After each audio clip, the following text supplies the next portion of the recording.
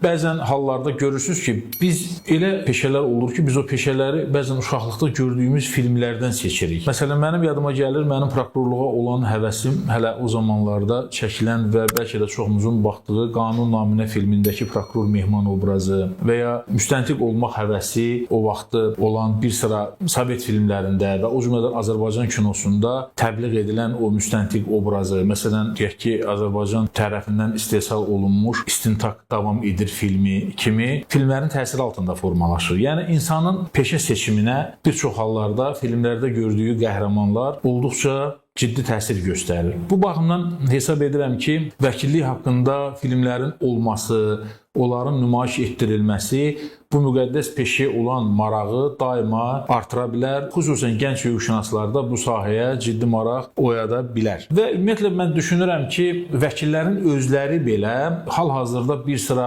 platformalarda nümayiş etdirilən vəkillik haqqında çəkilmiş gözəl filmləri də seyr etməklə xarici ölkə vəkillərinin təcrübəsini, hansısa bir ideyanı oradan götürə bilər. Məsələn, mən ad çəkmək istəmirəm, amma çox son zamanlarda film platformasında məşhur olan bir serialda olan və artıq nümunəyə çevrilmiş bir vəkil obrazı yaranıb və mən düşünürəm ki, oradan öyrəniləsi bir sıra şeylər var. Adi geyim tərzindən tutmuş, danışıq tərzindən tutmuş, bəzən o filmlərdə vəkilin öz müvəkkillərini necə fədakarcasına müdafiə etməsi kimi amillər həmin o filmləri vəkillərin özləri üçün də faydalı bir resursa çevirir.